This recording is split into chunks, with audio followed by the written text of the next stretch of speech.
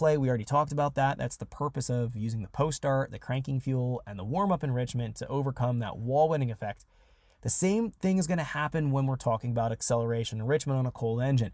It's going to run lean. It's going to hesitate if you don't have an increase in your acceleration enrichment when the engine's cold to overcome the wall-winning effect. So in this situation, this is what we use. We have a 2% multiplier, and that should work out fairly well for most engines. Now, we also have a decay max pulse. This allows you to pull fuel out when you have a negative rate of your throttle opening. So if you're having a throttle slamming shut real quick, you can find that it may be running rich, and you need to use this as a reduction so you can play with your pulse widths in here.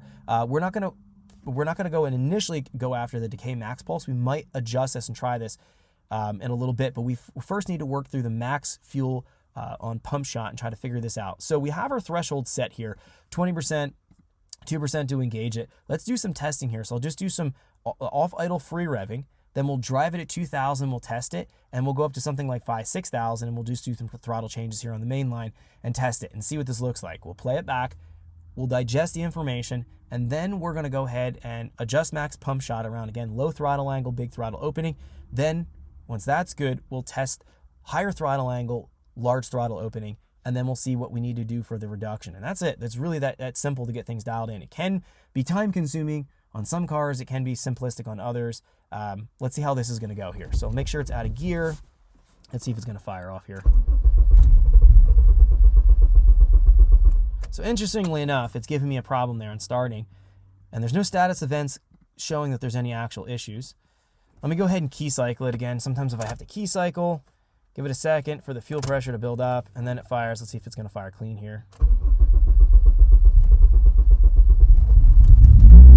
All right, there it fired off. I might have had too much fuel in the combustion chamber when I was trying to crank it over there and it wasn't firing. All right, let's wait till the wideband comes online here. Give that a second. So again, we're gonna go ahead, we're gonna do some free rev tests, see how the engine responds. We are going to be logging this. We can see it's logging right now. There we go. Air fuel's reading right now. So let's go ahead and just blip it. Let's see what's gonna happen. So I blip the throttle. It's lean, it feels lean. I can see the air fuel looks a little bit lean when I'm blipping it right there, and it has a hesitation. Usually means that we need more fuel. Now let's try this at 2,000, then we'll try it at something higher at an engine speed. Let me set the dyno here. I'm not recording the screen, nothing really to look at here with the dyno. Dyno set at 2,000. Let's drive it real quick here. All right, so I'm gonna try to go here, kind of simulate real light throttle. Big throttle change. It definitely hesitates. It's lean. I'm almost sure of it. We'll look at the data. Let's go up to a higher engine speed. Go up to about 5,500.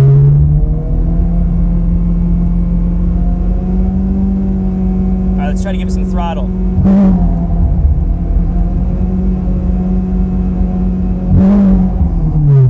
Now it looks like it might be a little bit lean there as well, but it's really bad at the low engine speed.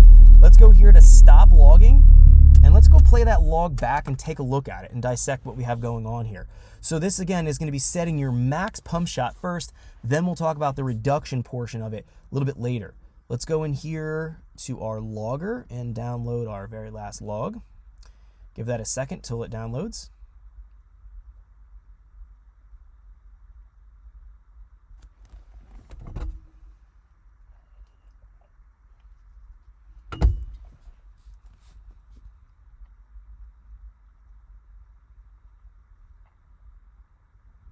Okay, so we can see here the log has been downloaded. Let's go over here and just take a look at where I was free revving. We want to bring up a couple different channels on the screen. Let's go take away some things and bring up some things. So we're going to get rid of map, O2 target, and O2 closed loop. We want the O2 general on display here. And we also want, if we go down here, our delta TPS. This is the rate of change in our throttle movement. This will help us set the, if we go back in here and jump into our Excel, this is going to help us set our TPS max variation for max pump shot. This helps us set this threshold here. So let's go back in and take a look. So looking at this, we can see here, here's an event where I blip the throttle. This is my throttle body. We can see that's going to be in the brown color here. That's TPS. It's going to about 20% throttle. Notice that the delta TPS is only going here at about 6.6% per second. So these were small blips. It wasn't large blips, but that's a relatively low percent per second And we take a look, what we're going to find here is what this air fuel is reading. So we can see right here, there's a tip-in event.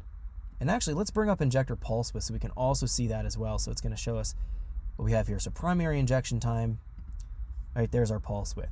So we have this injection event, there's our normal pulse width we can see right here. We have our event, pulse width ramps up, then it comes down.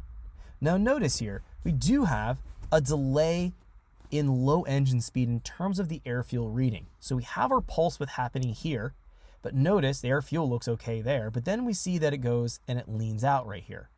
Now, as we're blipping the throttle, there is this latency or delay in the wideband reading, so we're finding some of that happening right here. Now at this point, the pulse width's already been applied, it's already dissipating, and that transient event, that throttle rate opening, we can see there's a positive throttle rate opening. I snap the throttle shut, that goes to here about a negative 11% per second. That's already happened, and the air fuel reading is kind of lagging behind, so to speak. So there is a delay in the reporting of the air fuel.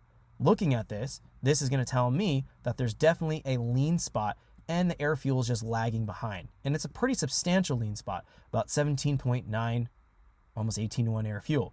And I definitely felt the hesitation there.